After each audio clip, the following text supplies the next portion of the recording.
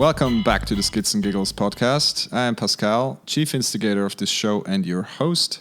I'm joined by my co-host and our resident engineer, the yin to my yang, the airwolf to my blue thunder, Bryson. How's it going today, buddy? Yeah, good, Pascal. How are you doing? I'm doing very well. Very well, thank you. Excellent. Well, we have something special for our listeners today. It's sort of a special cast. Now, I've been doing a little bit of alternative mountain biking, aka road biking around Switzerland in the past few days, and just trying to get up to some mountain tops and things like that while in between the bouts of the gods in the form of weather. But Pascal, you've been also up in some elevation, but not with a bicycle, or with a bicycle, but actually maybe you should explain this. Well, it was a slightly different mode of transport to my usual modes of transport. I got the, I guess I would say a once-in-a-lifetime opportunity, certainly for myself, to go heli biking. So what that means is instead of using gondolas or a funicular or chairlifts or pedaling yourself or an e-bike or a shuttle, you use a helicopter to gain the elevation and then ride down from wherever you get dropped off, ride back down to heli base, and off you go again.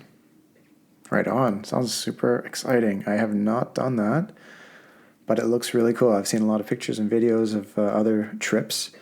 Whereabouts? What region were you in?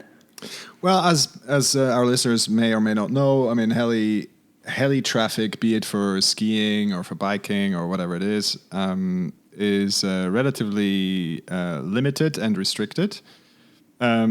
So we crossed the border into Italy, so the northern part of Italy, literally just the other side of Splügen Pass, and so there's a heli base.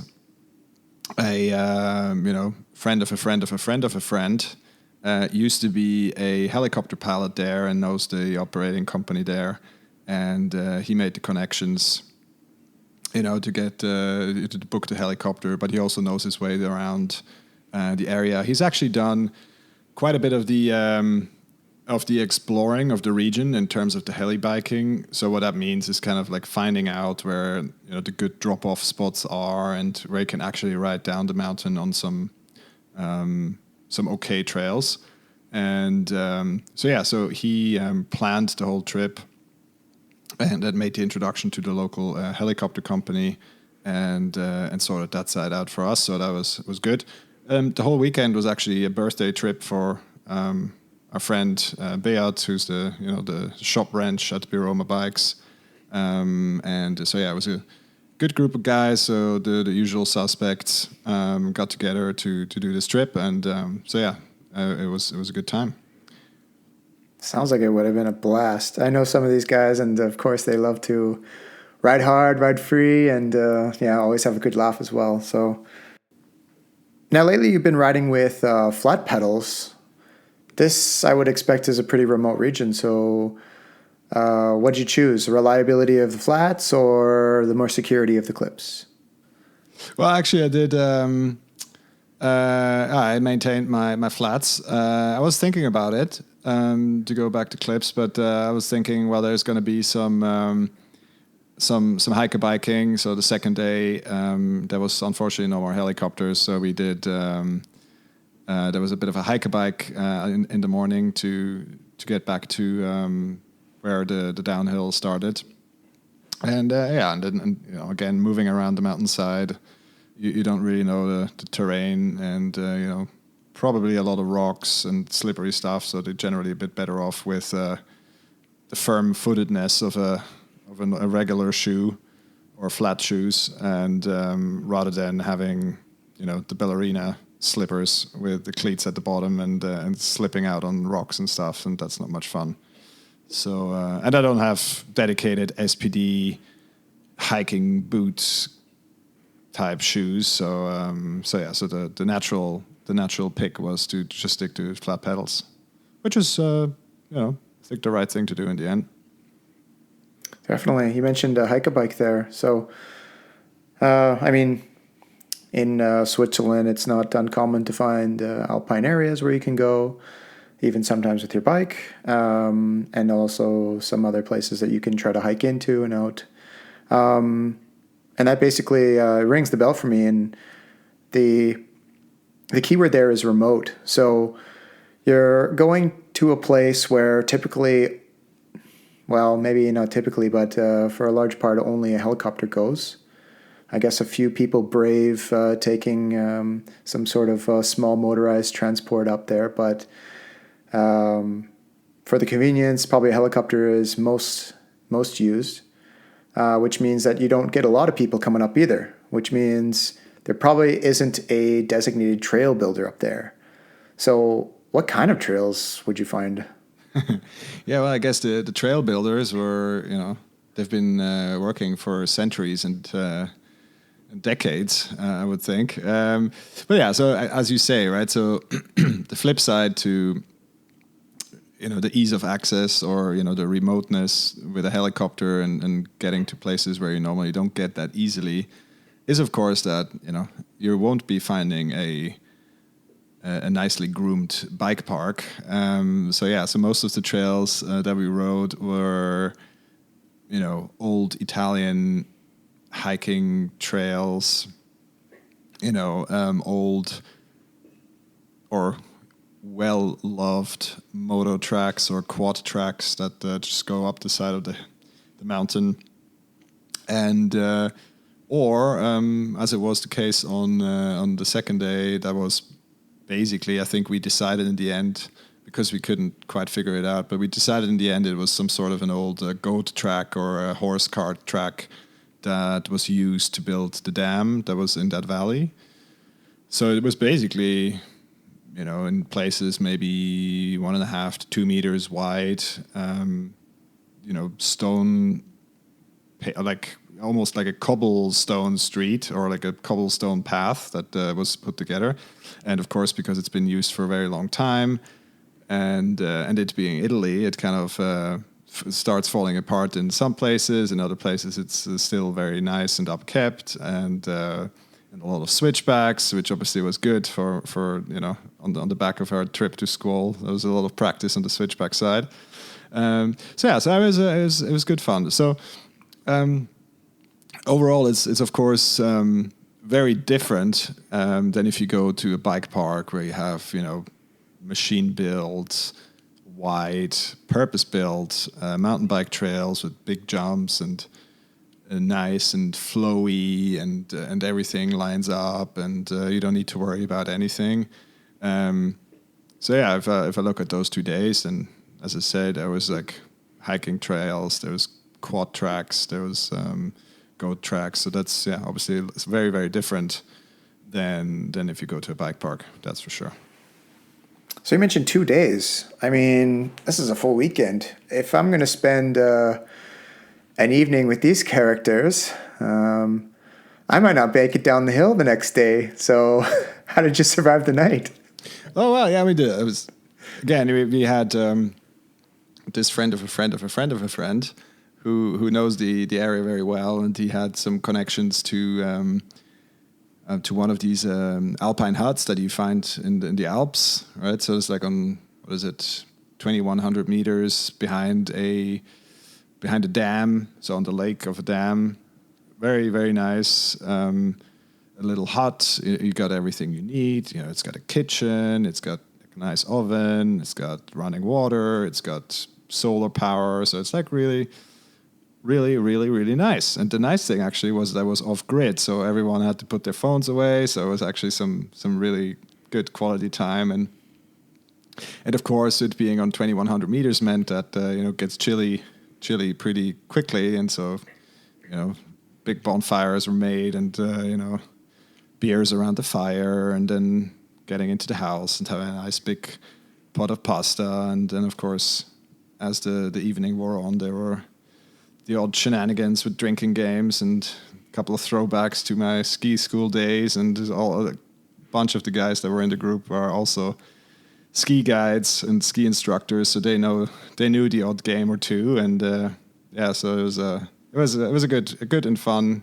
good fun evening. And yeah, so then we just stayed the night in the hut, and then the next morning cleaned up after ourselves, and then started to hike a bike from the hut back to the front of the dam where the last downhill started. And the last downhill was I would say we left the dam at around 11, and we were down in the valley in Chiavenna by 2:15, 2:30.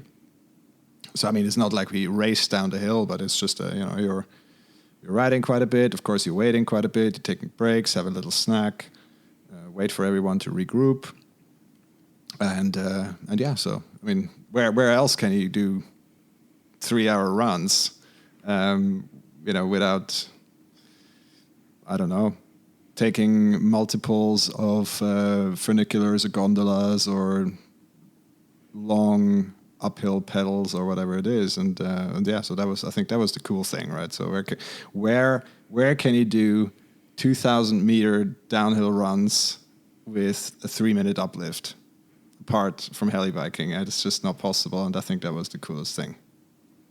Right on. So again, we're going to drill it home. This is a really remote situation.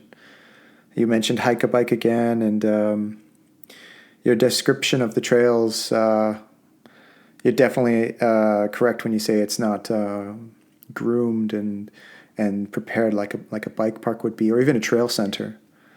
Some would even say jank. So just a nod to some of our listeners out there. I want to make sure we have a jargon check in place.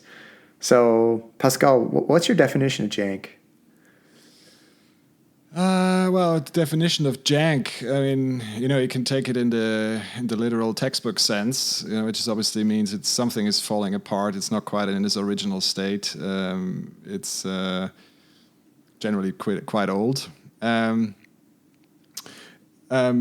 Yeah. So, and of course, it has its connotations depending on where you ride. If you follow the social media of the Rocky Mountain racing team, then they have their interpretation of jank, which is basically anything that's European, and or old alpine trails is generally described as janky. And yeah, but I mean, for me personally, janky, I mean, quite in the literal sense. So in this case of the weekend, those hiking trails, they have been in use for decades, if not centuries. In some parts, they're maintained and people are looking after them. In other parts, they're absolutely not. And you have to wade through trees and bushes and stuff to actually find the next section of the trail. And there's hidden rocks and the features don't, or features. It's not necessarily a feature. I mean, maybe 50 years ago it was a staircase, and now it's just a pile of rocks, and somehow you need to find your way down. And so it's not in its original state. It's mostly quite old, and in one way or the other, it's fallen apart a little bit. But on the other hand, if you enjoy that kind of stuff, it's quite interesting and challenging to ride, and yeah, so I had some good times. I would definitely be up there trying to pick it apart, trying to see where I could find a little bit of flow through the jank. And there's another jargon word. Oh my gosh, I'm just spewing them out. Dang. Flow. Oh, flow. So yeah, well, that's actually a funny side story. Is that Johnny, the guy that organized the trip, or the guide, if you will. He always talked about, there it is, the second descent, it's quite flowy. And we were like, oh, okay, cool, it's quite flowy. So, got up there, started riding the trail, and it was like this blown out moto track, and of course there was some terrible weather over the last days and weeks before our trip. And, with like hundreds of liters of waters and, rivers flowing down the mountain, and there has been landslides, and there's been some pretty gnarly weather going through that region. And we come to that quad track, and it looks like a blown out riverbed. There's like sandy, loose rocks everywhere, bikes and wheels look like they've been mauled by a bear afterwards. And yeah, and then they were like riding for 5, riding for 10 minutes, riding for 15 minutes, riding for 20 minutes. And we were like, so when does the flowy part start? And he was just like, well, this is the flowy part. And I was like, well, what do you mean with flow? And then he's like, well, I've heard other mountain bikers talk about flow, and they always thought that means it's fast. And so I mean, generally that's not what we mean when it's flowy. Generally, when we mean it's flowy is that so yes, it can be fast, but generally it means that, the features line up. So let's say take a couple of berms or a couple of jumps or other features like a drop or a rock roll or whatever it is. But generally when we say flow, then we mean that there is a natural course of the trail. So almost like you would run a ball, so you would throw a ball down the trail and that ball would roll down the trail in a natural kind of way.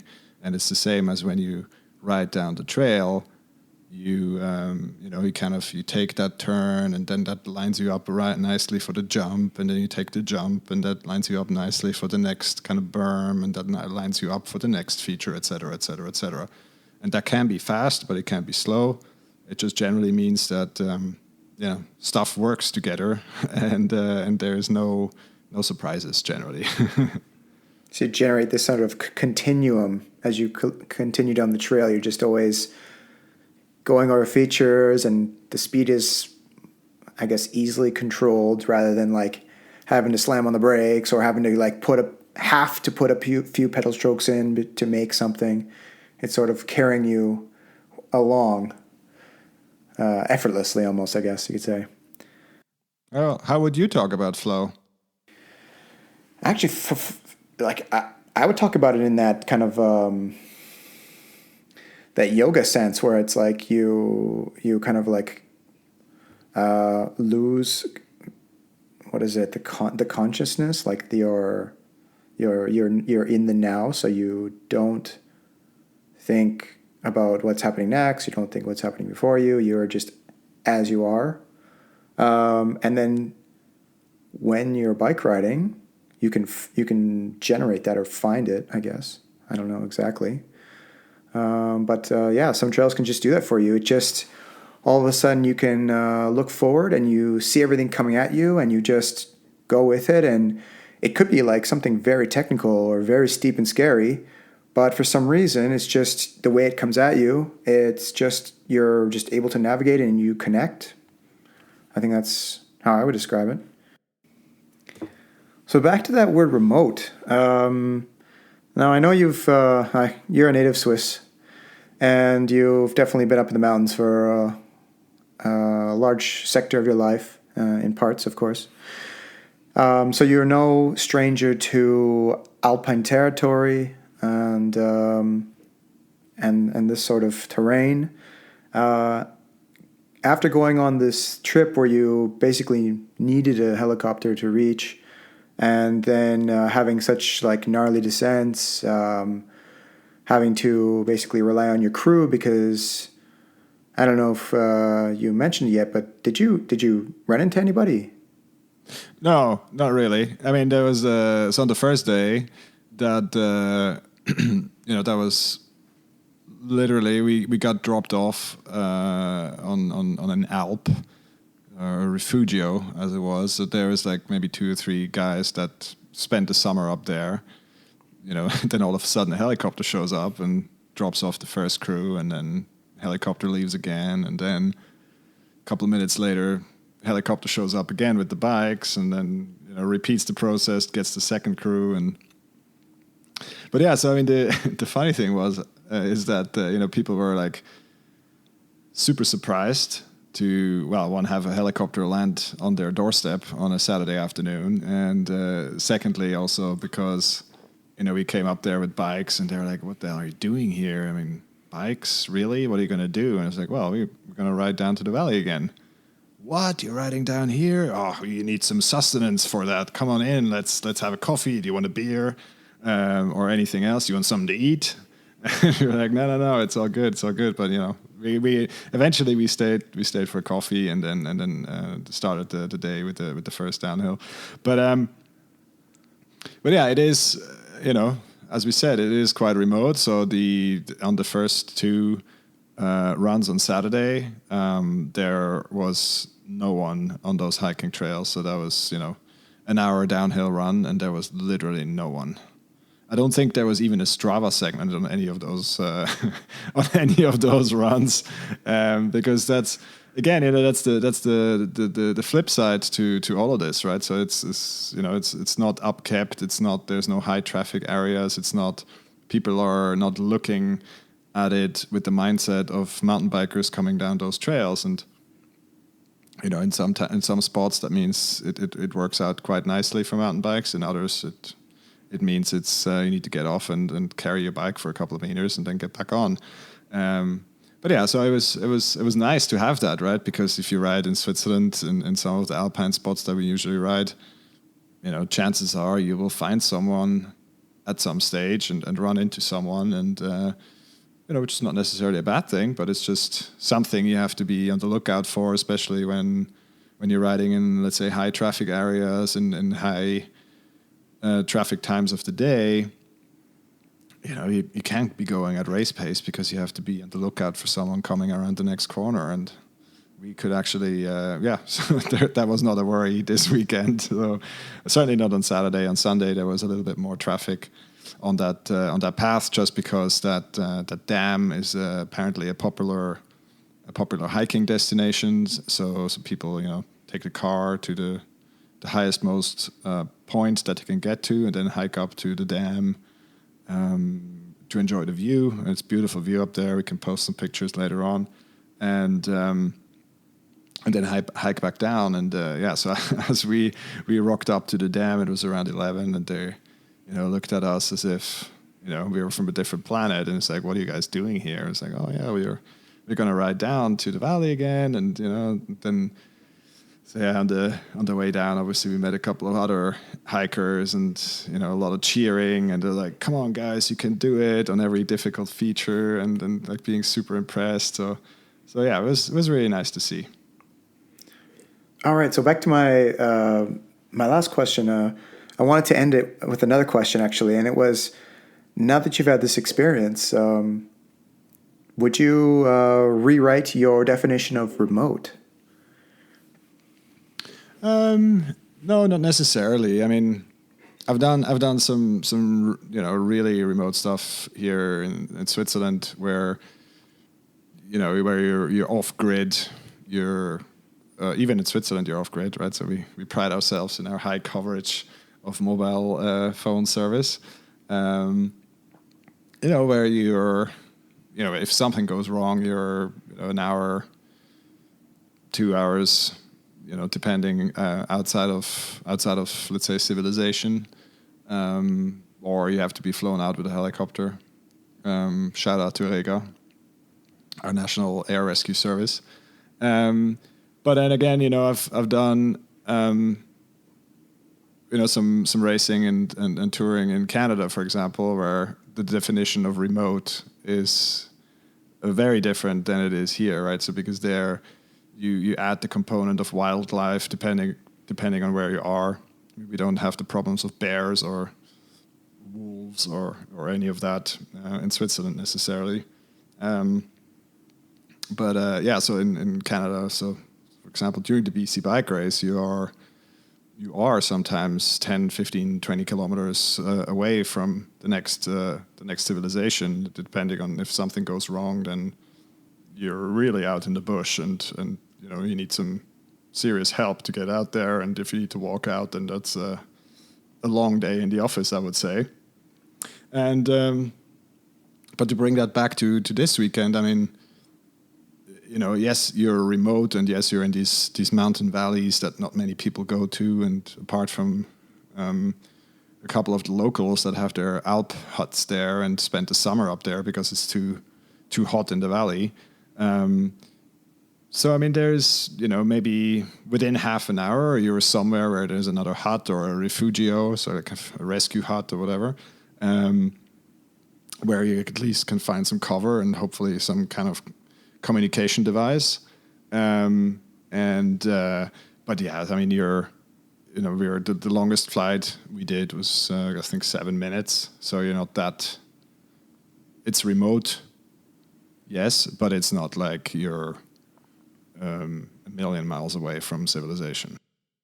Yeah, as my time doing a little bit of guiding and as well as having like learned about avalanche safety and things, I was always motivated to carry a decent sized first aid kit. Did you have one on you?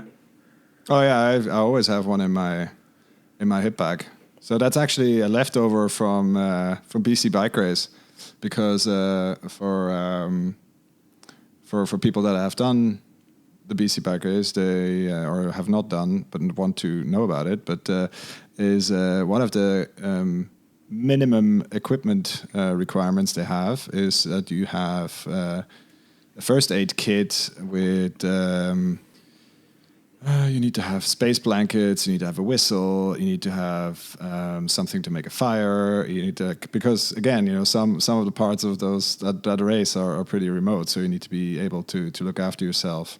So the usual bandages and stuff like that. So I carried that, and we had 2 or 3 more. So if something really went horribly wrong, then I think we would have been in an okay position to look after ourselves.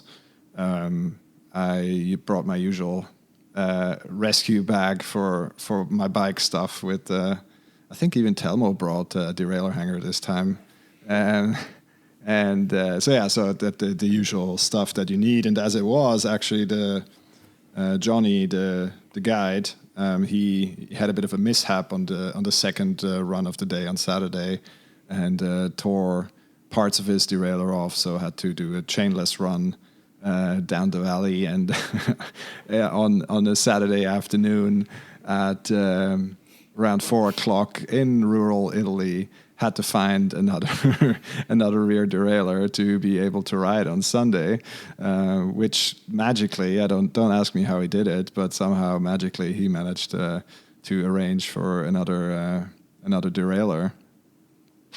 On the quick and easy, because when we rocked up to the Heli base for the last lift of the day, then he was already back with his fixed bike. So I guess he knows a guy. Kudos, Johnny.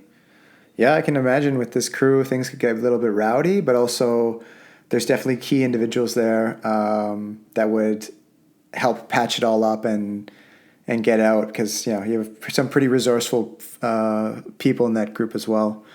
But the day didn't go without more mishaps. Oh yeah, did you have a little bit of a oopsie? I did have a little over the bars moment, and the funny thing with that was that there's a number of interesting things. So one, I made the silly mistake to not completely think through my equipment choice for this weekend. So I have a kit bag that I always use that is a very generous size. I think it can fit up to 46 liters. But the good thing is you can just throw all your stuff that you need for a weekend. Just throw it in the bag. It fits a helmet. You can put all your pads in there, water bottles, toiletries, whatever it is that you need. Throw it in there. Everything is fine. Put it on your back. Off you go. So I did that because that's what I normally do. And then as we rock up for the last lift on Saturday, and I look at the other guys, and everyone is having these tiny little backpacks, and it's like, what am I doing here with this big thing? And then, so I was like, didn't quite think through that I have to ride the whole day, the next day, with this big backpack. But yeah, anyway, so the good thing is that the backpack has a relatively good harness, so it wasn't too much of an issue. It's just that it was a bit bigger than I would have wanted. And of course, if someone has extra capacity in his backpack, that means that people are asking him to carry their stuff that they don't want to carry on their backpack. So I was carrying other people's rain jackets and the extra food that we still had in the hut. And so it was quite a big backpack in the end. But anyway, coming back to the mishap. So it was yeah, so as I said, it was a long run, and then we pulled up to maybe the last section of trail, maybe another 50 meters. You could already see the road down where it ended. We got off the bikes, walked down a little bit to look at it, and then we started talking to each other and joking. It was like, oh, wouldn't that be funny? Come on, like the last piece of trail, and something happens here.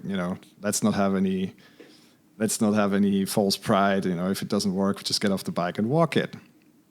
And then go back to the top, start riding, and then first few wobbles, it was like, yeah, that's not worth it. Got off the bike, walked it, and then after the feature, kind of got back on the bike, and it was literally straight down a stair. Really not that difficult, and but somehow managed to catch my wheel on one of the steps, and then as it happened, then get over the front of the bike, and then of course with the added dynamic of a heavy backpack, that kind of completely pushed me over the front of the bike, and then kind of went over the bars and down the side of the staircase. And then, of course, luckily managed to kind of turn myself around, so I landed on my backpack. So at the end of the day, the big backpack also saved my day. So I think I was pretty lucky, but it was unnecessary to have little over the bars moment 15 or 20 meters from the end of the last trail of the day. Okay, ride dad. So you've had a few days to look back on the weekend. Sounds like a fabulous one, filled with highs and lows. What was one highlight and one key learning that you could send into our listeners' ears? The highlight, and the highlight is for sure taking the heli, because that was the first time, probably the only time in my life that I will be flying a helicopter. And of course, the cool thing was that Johnny, our guide, he kind of knew all the guys that were working the base, and he knew the pilot. And of course, he would talk to him and be like, okay, those are my guys. You don't need to take the very, very, very safest route. You can, let it loose a little bit. And then, of course, in Italy, apparently the rules are a little bit more relaxed when it comes to where you fly and how you approach certain things. So he, in some instances, let it hang out a little bit. So when doing the drop-offs and then picking up the bike rack again, so kind of doing all the cool stuff that from ski movies and snowboard movies and all these kind of things. And of course, we were in the helicopter. We were all like, little 12-year-olds being super excited and being like, "Oh my God, this is the coolest thing ever!" So that was really, really cool. And because it was a birthday present for Beat, I think it was also, I think, a really, really cool experience for him. Maybe key learning. I think we've talked about it already on some other conversations. It's like, communication, and communication is I think it's just very, very important when you're moving around the mountain, and certainly in remote areas. There's obviously the misunderstanding with the flow. Well, it's not a misunderstanding; we just meant different things. But especially when you have a mixed group, you kind of you also want to make sure that everyone is kind of comfortable with where you ride and how you ride and what's coming up, etc. And so I think that as always is something that you need to make sure that when you go away for the next time with a group, that you're not quite sure what the level is of all the different riders. Is that up front you have kind of an understanding of what's coming, and is everyone okay with that? And if not, then you probably have to adapt your plans a little bit. So your first helicopter ride sounds fantastic, but you also said that it will be your last helicopter ride. Why is that? I'm not saying it's going to be the last helicopter ride, but I think because of course sometimes the helicopter is just the right tool for the job, and certainly the company that we were flying with. Heli biking is not their business. They do that, as a little service on the side for friends, is my understanding. their main business is flying with the helicopter. They fly, worker crews up to the dams. They fly worker crews up to construction sites in the mountains. They fly materials up into the construction site. They service all these different alpine huts and refugios and all these kind of mountain infrastructure spots. As I say, heli biking is not featuring on their services list all too prominently. And of course there's the angle of the day and age that we live in. We are more aware of our CO2 footprint, etc. So again, if the helicopter is the right tool for the job, then of course I'm going to use a helicopter. Am I going to do multiple helicopter biking weekends going forward? Probably not, because I don't think that's very sustainable. But once it was a fantastic experience, I don't want to miss it, and I would think it was one of the cooler experiences when it comes to biking. That's for sure. All right. Well, it sounds like it was a very conscious decision. So kudos to you and to the rest of the crew. Just want to say thanks for coming on to the podcast. Thanks for recapping your weekend. And to Beat, alles Gute zum Geburtstag. Cool. Before we close out the show for good, let's just quickly do our spiel with the social and where you guys can find more information about the Skids and Giggles podcast. We're currently most active on our Instagram, where you can skid right into our DMs and follow along at Skids and Giggles, and you can find our website with all the relevant links and info under the URL skidsandgiggles.com. Also, if you guys like what we're doing and want to know what's up, just give us a follow on Spotify. Hit subscribe on Apple Podcasts or wherever else you listen to great podcasts. Finally, please keep sharing your episodes with your friends and riding buddies. It really helps us expand our reach and talking to many, many more people like you. With that, let's close it out for the day. Talk to you guys the next time. Ciao, Bryson. Ciao, Pascal. Have a good one. You too.